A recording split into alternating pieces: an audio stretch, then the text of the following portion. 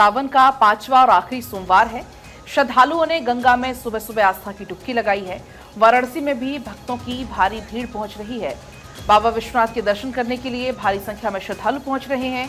बाबा विश्वनाथ की भव्य मंगला आरती भी इस दौरान की गई। तो आज सावन का अंतिम और 5वां सोमवार है। खास संयोग आज बन रहा है क्योंकि इस बार 5 सोमवार पड़े हैं सावन में और ऐसे में सुबह से ही श्रद्धालु पहुंच रहे हैं। मंदिरों में भक्तों का तांता लगा हुआ है। कोई जलाभिषेक कर रहा है, कोई दुग्धाभिषेक कर रहा है। तो अपनी अपनी श्रद्धा के अनुसार भगवान भोले को सभी आज प्रसन्न करने में जुटे हुए हैं क्योंकि कहा जाता है कि सच्चे मन से अगर सावन के सोमवार में भोले बाबा की पूजा अर्चना की जाए तो सारी मनोकामनाएं पूरी होती हैं। भोले बाबा को प्रसन्न करना बहुत ही आसान होता है और ऐसे में सुबह से ही श्रद्धालु रंजना पहुंच रहे हैं बिल्कुल शिवालयों में। बिल्कुल, तो देखिए आज सावन का अंतिम सोमवार है और इसके अलावा आज सावन पूर्णिमा और रक्षाबंधन का त्यौहार भी मनाया जा रहा है। शास्त्रों में सावन के सोमवार का विशेष महत्व बताया गया है और कहते हैं कि सावन सोमवार के दिन कुछ खास प्रयोगों से मन चाहे मुराद पूरी की जाती है। और देखिए अलग अलग जगहों से तस्वीर आ रही है जहां भक्तों का तांता मंदिरों में नजर आ रहा है और सावन का अंतिम सोमवार बहुत ही महत्वपूर्ण माना जाता है। इस दिन भगवान शिव की उपासना और कृपा से तमाम जो वरदान है वो पाए जा सकते हैं। और ये तस्वीर देखिए लोग स्नान, ध्यान और विधि विधान के साथ पूजा अर्चना आज करते हुए नजर आ रहे हैं। और अगली बड़ी खबर आपको बताते चले कोलकाता से, जहां कोलकाता में आज बीजेपी महिला मोर्चा का प्रदर्शन होगा। महिला डॉक्टर से रेप हत्या के मामले में प्रदर्शन, ममता बनर्जी से इस्तीफे की मांग को लेकर यह प्रदर्शन किया जाएगा। तो देखिए जिस तरह से खबर सामने आई उसके बाद से लगातार आप देख रहे हैं तस्वीर, देश के अलग अलग राज्यों में जो रेजिडेंट डॉक्टर्स हैं वो हड़ताल पर हैं, हड़ताल जारी है, मरीजों को दिक्कतों का सामना करना पड़ रहा। अब देखिए डॉक्टर्स रेप और हत्या के विरोध में आज महिला मोर्चा की तरफ से प्रदर्शन किया जाना है। सीएम ममता बनर्जी से इस्तीफे की मांग को लेकर यह प्रदर्शन होगा। बीजेपी लगातार टीएमसी पर हमलावर है, ममता बनर्जी पर हमलावर है। और देखिए डॉक्टर से दरिंदगी पर शीर्ष अदालत का स्वतः संज्ञान भी, मुख्य न्यायाधीश चंद्रचूड़ की पीठ कल इस पर सुनवाई करने वाली है। तृणमूल सांसद को पुलिस ने तलब भी किया है और भाजपा की पूर्व सांसद लॉकेट चटर्जी को समन भी भेजा गया है। तो 9 अगस्त को डॉक्टर का शव मिला था। 13 अगस्त से जांच कर रही है सीबीआई इस पूरे मामले में। और कोलकाता के मेडिकल कॉलेज में महिला डॉक्टर से दरिंदगी के विरोध में 10 दिनों से देश भर में प्रदर्शन जारी है। तस्वीर आप देखिए। इस मामले में रविवार को सुप्रीम कोर्ट ने भी स्वतः संज्ञान ले लिया है। मुख्य न्यायाधीश डीवाई चंद्रचूड़ की अध्यक्षता में 3 सदस्यीय पीठ मंगलवार को डॉक्टर से दुष्कर्म और हत्या के मामले में सुनवाई करेगी। और आज की अगर बात करें तो बीजेपी महिला मोर्चा का प्रदर्शन होने वाला है। और चलिए आगे बढ़ते हैं, बात कुछ और अहम खबरों की करेंगे। आज भारत आएंगे मलेशिया के पीएम अनवर इब्राहिम। 3 दिन के दौरे पर भारत आएंगे मलेशिया के पीएम उच्च स्तरीय प्रतिनिधिमंडल के साथ भारत की यात्रा करेंगे। भारत यात्रा के दौरान कई समझौतों पर भी हस्ताक्षर की उम्मीद है। 20 अगस्त को पीएम अनवर का राष्ट्रपति भवन में स्वागत होगा, यानी कल। और ऐसे में महात्मा गांधी को श्रद्धांजलि देने राजघाट भी जाएंगे, बापू को श्रद्धांजलि देने के लिए। प्रधानमंत्री मोदी के साथ वार्ता करेंगे मलेशिया के पीएम अनवर।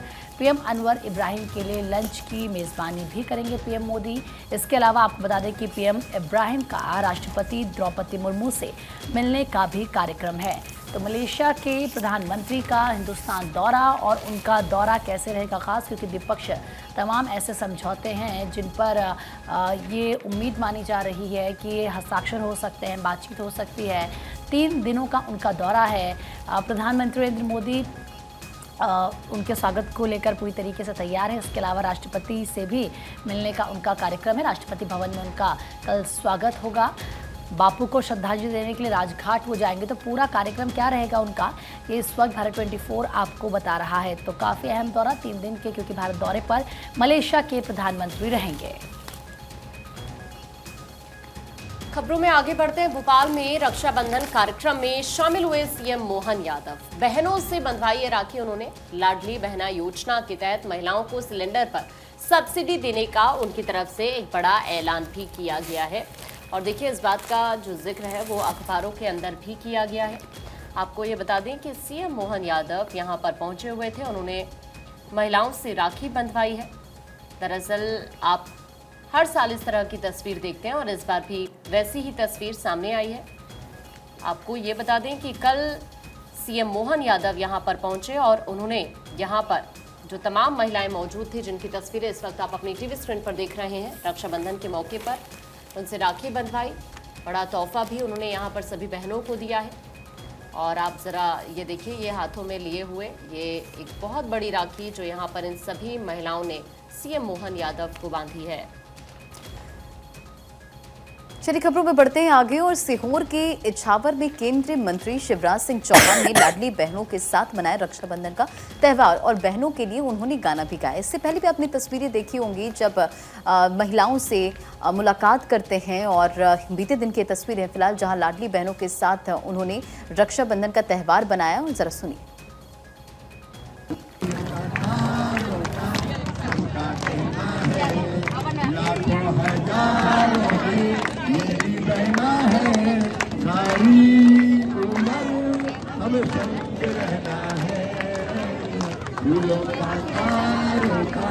सब बहनों को राखी की बहुत बहुत बधाई। और चलिए आगे बढ़ते हुए बात महाराष्ट्र की होगी। महाराष्ट्र सरकार ने शुरू किया है महिलाओं के लिए आर्थिक सहायता योजना। महिलाओं को हर महीने मिलेंगे 1,500 रुपए। सीएम शिंदे ने 2 महीने की राशि एक साथ जारी की है।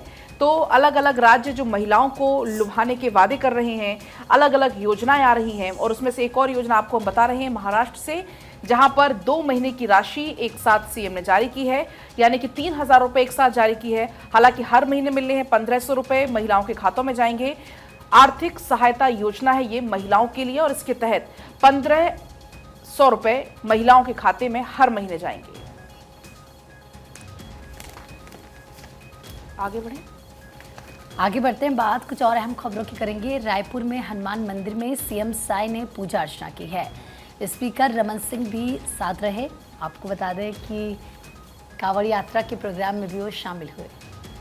तो देखिए तस्वीरें इस वक्त हम आपको ये दिखा रहे हैं। रायपुर की तस्वीर है हनुमान मंदिर की, जहां पर सीएम साई पूजा अर्चना करते हुए नजर आए। कांवड़ यात्रा के प्रोग्राम में भी वो शामिल हुए और यहां पर विधानसभा स्पीकर भी यहां मौजूद रहे। और ये देखिए तस्वीरें इस वक्त हम आपको ये दिखा रहे हैं। आगे बढ़ते हैं, भोपाल में एक पेड़ मां के नाम अभियान के तहत कार्यक्रम का आयोजन किया गया, जिसमें केंद्रीय मंत्री शिवराज सिंह ने भी शिरकत की। पौधारोपण कर जनता को यहां से संदेश दिया। तस्वीरें इस वक्त आपके सामने है। ये कल की तस्वीर हम दिखा रहे हैं आपको, जहां पर शिवराज सिंह चौहान भी मौजूद रहे और यहां से एक बड़ा मैसेज देने की कोशिश की गई।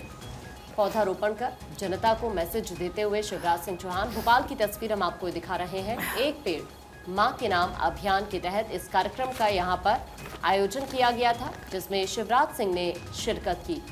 तस्वीरें इस वक्त आपके सामने। बिल्कुल, तो देखिए एक पेड़ मां के नाम अभियान जिसकी शुरुआत प्रधानमंत्री नरेंद्र मोदी ने की और इस शुरुआत के बाद से लगातार आप अलग अलग जगहों से तस्वीर देख रहे हैं, अलग अलग राज्यों से तस्वीर देख रहे हैं। जो तमाम मुख्यमंत्री हैं अपने अपने राज्यों में भी इसकी शुरुआत करते हुए नजर आ रहे हैं। और भोपाल से ये तस्वीर जहां शिवराज सिंह चौहान ने पौधारोपण कर जनता को भी संदेश दिया और सबसे अपील की कि एक पेड़ मां के नाम जरूर लगाएं। चलिए बढ़ते हैं खबरों में आगे और बिहार से अगली बड़ी खबर, जहां सुपौल में जवानों की तबीयत बिगड़ी।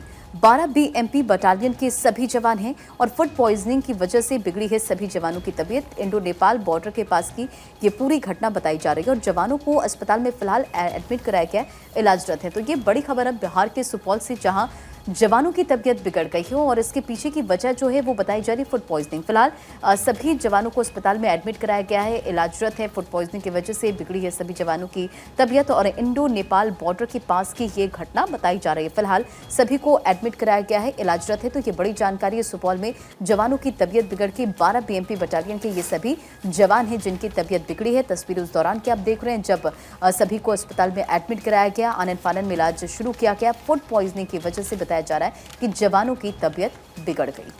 चलिए आगे बढ़ते हुए बात अब होगी देहरादून की। देहरादून से, क्योंकि जो खबर सामने आई काफ़ी ज़्यादा परेशान करने वाली वो खबर थी गैंगरेप की वारदात, जिससे के बाद हड़कंप मच गया। दरअसल आईएसबीटी में नाबालिग से बस में गैंगरेप का ये पूरा मामला है। अब पुलिस ने 5 आरोपियों को इस मामले में गिरफ्तार कर लिया है। आरोपियों में ड्राइवर है, कंडक्टर है, सफाई कर्मी इसमें शामिल है। यूपी परिवहन निगम की बस में रेप कांड हुआ है। कोलकाता में रेप और मर्डर केस को लेकर हमने देखा कि कैसे पूरे देश में बवाल मचा हुआ है। वो बवाल थमा नहीं था कि देहरादून से हैवानियत की खबर सामने आती है। लोग डॉक्टर बेटी को इंसाफ दिलाने के लिए सड़कों पर इन दिनों हैं और इन सब के बीच में जब देहरादून से ऐसी इंसानियत को शर्मसार करने वाली घटना सामने आई, यहाँ पर नाबालिग से आईएसबीटी में खड़ी बस में गैंगरेप किया गया। आरोप है कि 5 दरिंदों ने उसके साथ इस हैवानियत को अंजाम दिया। तो किस तरीके से यहाँ पर जो उबाल है अब वो देखने को मिल रहा है।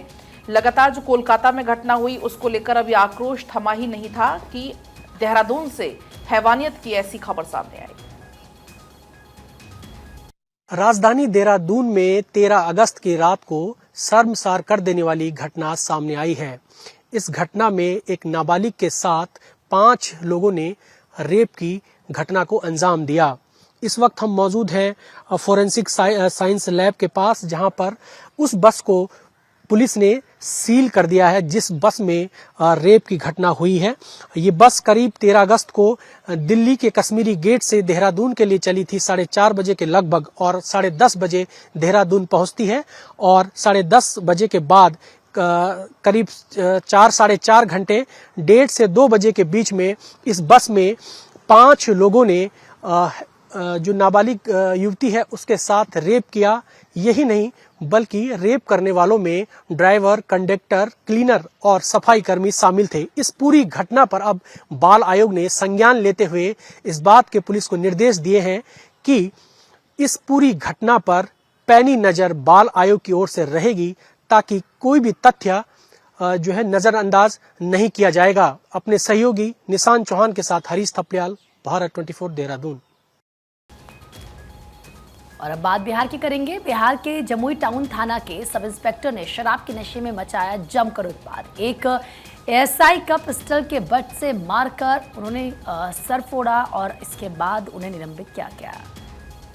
और अब खबरों में आगे बढ़ते हैं। सीबीआई की टीम आरजीके अस्पताल में जांच पड़ताल कर रही है। तकनीकी टीम ने फोरेंसिक सबूत भी यहां से जुटाए हैं, 3D मैपिंग भी कराई है। एक्स प्रिंसिपल भी यहाँ, जिससे लगातार पूछताछ भी चल रही है और जांच पड़ताल भी हो रही है। देखिए, इस मामले को लेकर कल भी ऐसी तस्वीरें सामने आई। जो जांच का दायरा है वो लगातार बढ़ रहा है। सूत्रों ने यह भी जानकारी दी है कि 30 से 35 लोगों की बाकायदा लिस्ट भी तैयार की गई है, जिनसे हो सकता है कि पूछताछ की जाए। अब इस मामले को लेकर पूर्व प्रिंसिपल की अगर बात की जाए तो इनसे भी पूछताछ चल रही है। तकनीकी टीम ने फोरेंसिक सबूत भी यहाँ से जुटाए हैं, 3D मैपिंग भी यहाँ पर कराई गई है। तो इस तरह से ये जो पूरा का पूरा जांच का दायरा है वो बहुत तेजी के साथ इस मामले को लेकर बढ़ रहा है, क्योंकि आप देखते हैं हर रोज देश से ऐसी ही तस्वीरें सामने आ रही है, जहां पर लोग अलग अलग तरीके से, कोई कैंडल मार्च निकाल रहा है, प्रोटेस्ट कर रहा है और डॉक्टर के दोषियों को सख्त सजा की मांग कर रहा है। दूसरी तरफ सीबीआई इस मामले को लेकर जांच पड़ताल कर रही है और अब इस मामले में जो जांच का दायरा है वो तेजी के साथ बढ़ रहा है आगे। अभी सीबीआई की तरफ से पूर्व प्रिंसिपल से भी पूछताछ की जा रही है और ये माना जा रहा है कि इस पूछताछ में कई अहम क्लू भी मिल सकते हैं टीम को। बिल्कुल, देखिए, इस पूरे मामले को लेकर लगातार एक्शन लिया जा रहा है और कोलकाता केस को लेकर अगर बात करें तो डॉक्टर्स का प्रदर्शन जारी है। चंडीगढ़ में भी डॉक्टर्स ने कैंडल मार्च निकाला और विरोध जताया और ऐसी ही तस्वीर अलग अलग राज्यों से निकलकर सामने आ रही है। बात लखनऊ की करें, बिहार की करें, झारखंड की करें या फिर हैदराबाद की करें, ये तमाम वो राज्य हैं देश भर के अलग अलग जगहों पर जहाँ पर डॉक्टर्स की तरफ से प्रदर्शन किया जा रहा है। अपनी अपनी मांगों को लेकर लगातार प्रदर्शन कर रहे हैं। कोलकाता में जूनियर डॉक्टरों की हड़ताल 10वें दिन भी जारी रही और हजारों डॉक्टरों ने विशाल रैली निकाली। उधर दिल्ली में भी मेडिकल कॉलेज की अगर बात करें तो दिल्ली में भी डॉक्टरों ने कनॉट प्लेस में जोरदार प्रदर्शन किया। इसमें एम्स सफदरगंज, राम मनोहर अस्पताल की अगर बात करें, लेडी हार्डिंग की बात करें समेत के कई अस्पताल थे जहां पर प्रदर्शन जारी रहा। और federation of all India medical association यानी कि फेमा के प्रतिनिधियों ने रविवार को स्वास्थ्य मंत्री जेपी नड्डा से मुलाकात की है और डॉक्टर केंद्रीय प्रोटेक्शन एक्ट लागू करवाने के लिए भी अड़े हैं। तो देखिए, तमाम वो मांग है जिसके जरिए वो सड़कों पर उतरे हुए हैं और रेजिडेंट डॉक्टर्स का प्रदर्शन लगातार जारी है। चूंकि कोलकाता के आरजीके अस्पताल की महिला डॉक्टर से जो हत्या दुष्कर्म का मामला सामने आया है, सुप्रीम कोर्ट ने स्वतः संज्ञान लिया है और दैनिक जागरण मेरे पास से फ्रंट पेज पर हेडलाइन भी यही दी गई है, कोलकाता में डॉक्टर्स दरिंदगी के मामले में सुप्रीम कोर्ट ने लिया है स्वतः संज्ञान। प्रधान न्यायाधीश चंद्रचूड़ के नेतृत्व वाली पीठ अब इस मामले में कल सुनवाई करे, क्योंकि आज रक्षाबंधन के चलते कार्रवाई नहीं होगी, तो अब कल इस पूरे मामले में सुनवाई होने वाली है। आपको बता दें कि शीर्ष अदालत ने दो वकीलों ने सीजीआई को पत्र लिखकर स्वतः संज्ञान लेने का आग्रह किया था। पीठ में 2 अन्य न्यायाधीश जस्टिस जेवी पार्डीवाला और इसके अलावा मनोज मिश्र भी शामिल रहने वाले हैं। तो इस पूरे मामले में अब कल सुनवाई होगी। आपको बता दें कि इस मामले में मंगलवार को 3 जजों की बेंच सुनवाई करने वाली है। सीजीआई की अगुवाई में ये बेंच बैठेगी और इस मामले में सुनवाई होगी, क्योंकि इसी बीच गृह मंत्रालय ने सभी राज्य पुलिस बलों से कहा है कि वो डॉक्टर्स, नर्सिंग स्टाफ, अन्य लोगों के द्वारा किए जा रहे हड़ताल के मद्देनजर 2 घंटे में स्थिति रिपोर्ट उपलब्ध कराएं। राज्य पुलिस बलों को भेजे गए संदेश में गृह मंत्रालय ने कहा है कि हड़ताल के मद्देनजर सभी राज्यों की कानून व्यवस्था की स्थिति पर नजर भी रखी जानी चाहिए। तो इस मामले में अब सुप्रीम कोर्ट के 2 वकील ने गुरुवार को सीजेआई को पत्र लिखकर स्वतः संज्ञान लेने का आग्रह किया था। दोनों वकीलों ने अपने पत्र में कहा था कि देश की सर्वोच्च अदालत स्थिति की मांग को देखते हुए तत्काल हस्तक्षेप करे और अब समय आ गया है कि न्यायपालिका स्पष्ट संदेश दे कि इस तरह के जघन्य अपराध बर्दाश्त नहीं किए जाएंगे। तो इस पूरे मामले में अब सुप्रीम कोर्ट ने लिया है स्वतः संज्ञान। अब कल इसमें होगी सुनवाई। तो देखिए, कोलकाता में चल रहे डूरंट कप पर कोलकाता कांड का असर नजर आया है। दरअसल मोहन बागान और ईस्ट बंगाल के बीच होने वाला सुपर मैच रद्द किया गया है। फुटबॉल प्रेमियों ने बवाल काटा, पुलिस ने लाठीचार्ज उनको रोकने के लिए किया और किस तरीके से जो नवोदय है फ्रंट पेज पर उनकी तस्वीर भी छापी गई है। आंखों में आंसू है, प्रदर्शन वो कर रहे थे। हिरासत में लिए गए फुटबॉल प्रेमियों को छोड़ने की विनती करते हुए ये मोहन बागान के समर्थक नजर आए। इसके अलावा 71 पद्मश्री डॉक्टरों ने पीएम को भी पत्र लिखा है। देश के सर्वोच्च नागरिक सम्मान में से एक पद्मश्री सम्मान से सम्मानित डॉक्टर्स ने स्वास्थ्य पेशेवरों की सुरक्षा को लेकर प्रधानमंत्री मोदी को चिट्ठी लिखी। इस चिट्ठी में doctor Balram Bhargav, doctor Mahesh Verma, doctor JS Titiyal, doctor M Khalilullah, doctor DS Rana, doctor Naresh Trehan, बाकी के भी 71 डॉक्टर इसमें शामिल हैं और ऐसे में पीएम को चिट्ठी लिखी है उनकी तरफ से और गहरी चिंता व्यक्त की गई है जिस तरीके से मेडिकल कॉलेज में ये भयावह घटना हुई है। अब ऐसे में आप देखिए सड़कों पर लगातार प्रदर्शन क्योंकि किया जा रहा है। तो ईस्ट बंगाल और मोहन बागान का जो ये मैच था इसको रद्द किया गया है। और आपको ये भी बता दें कि जो ये मैच होना था इसके जो समर्थक थे रविवार शाम कोलकाता के सॉल्ट लेक स्टेडियम के पास इकट्ठा हुए महिला चिकित्सक के साथ बलात्कार और हत्या की घटना के विरोध में ये प्रदर्शन कर रहे थे। इन 2 प्रमुख भारतीय फुटबॉल क्लब के बीच डूरंट कप मैच कानून व्यवस्था की स्थिति को लेकर चिंताओं के बीच रद्द किए जाने के बावजूद इनके समर्थक स्टेडियम के बाहर इकट्ठा हो गए। दोनों क्लब के समर्थक एक दूसरे के झंडे थामे हुए थे। उन्होंने पीड़िता के परिवार के लिए न्याय की मांग करते हुए जमकर नारेबाजी भी की। देखिए, कल की तस्वीर भी हम आपको दिखा रहे हैं। हालात कुछ इस तरह के यहाँ पर बन गए थे कि पुलिस को लाठीचार्ज भी यहाँ पर करना पड़ा। अब आगे बढ़ेंगे खबरों में। इंडियन कोस्ट गार्ड प्रमुख राकेश पाल का दिल का दौरा पड़ने से निधन हो गया है। रक्षा मंत्री राजनाथ सिंह और तमिलनाडु के मुख्यमंत्री ने अस्पताल पहुंचकर उन्हें श्रद्धांजलि दी। तस्वीरें हम आपको दिखा रहे हैं। रक्षा मंत्री राजनाथ सिंह की तस्वीर इस वक्त आपके सामने पलक। बिल्कुल, ये तस्वीरें हम आपको दिखा भी रहे हैं। दरअसल आपको बता दें कि राकेश पाल रक्षा मंत्री राजनाथ सिंह के साथ भारतीय तटरक्षक के कार्यक्रम में भी शामिल होने वाले थे, जहां पर कल पहुंचे हुए थे रक्षा मंत्री राजनाथ सिंह, लेकिन दिल का दौरा पड़ने से उनका निधन हो गया। आपको बता दें कि चेन्नई के एक अस्पताल में रविवार को निधन उनका हुआ है। उत्तर प्रदेश के वो रहने वाले थे। पार्थिव शरीर अब उनका दिल्ली लाया जाना है, उसकी व्यवस्था वहां पर फिलहाल की जा रही है। तो न्यूज़पेपर्स में भी इस खबर को दरअसल जगह दी गई है। आपको बता दें कि सोर्सेस के मुताबिक INS अडयार में रक्षा मंत्री की यात्रा की तैयारी वो कर रहे थे, तभी सीने में दर्द उनको महसूस हुआ। तत्काल उनको चेन्नई के अस्पताल ले जाया गया। शाम को करीब 7 बजे उनका निधन हो गया। 59 साल के वो थे। पाल ने पिछले साल 19 जुलाई को भारतीय तटरक्षक बल 25वें प्रमुख के तौर पर कार्यभार उन्होंने संभाला था। हालांकि जैसे ही इस खबर की जानकारी लगी, राजनाथ सिंह अस्पताल पहुंचे, श्रद्धांजलि उन्हें अर्पित की। रक्षा मंत्री ने एक्स पर पोस्ट भी इसको लेकर किया और लिखा कि भारतीय तटरक्षक बल के महानिदेशक राकेश पाल के असामयिक निधन पर दुख हुआ। वो सक्षम और प्रतिबद्ध अधिकारी थे। उनके परिवार के प्रति मेरी संवेदनाएं। इसके अलावा तमिलनाडु के मुख्यमंत्री M.K. स्टालिन भी पहुंचे और श्रद्धांजलि उनको अर्पित की। और चलिए बात कर लेते हैं फैक्ट फाइल की। आज विश्व फोटोग्राफी दिवस है और साल 1839 में पहली बार फोटोग्राफी शब्द उपयोग किया गया और वैज्ञानिक सर जॉन F.W. हर्शेल ने फोटोग्राफी शब्द का उपयोग किया था। आज बिल्कुल बदल चुकी है फोटोग्राफी की दुनिया और एक अच्छी तस्वीरों की दुनिया 1000 शब्दों के बराबर है। एक अच्छे फोटोग्राफर का योगदान बहुत बड़ा होता है।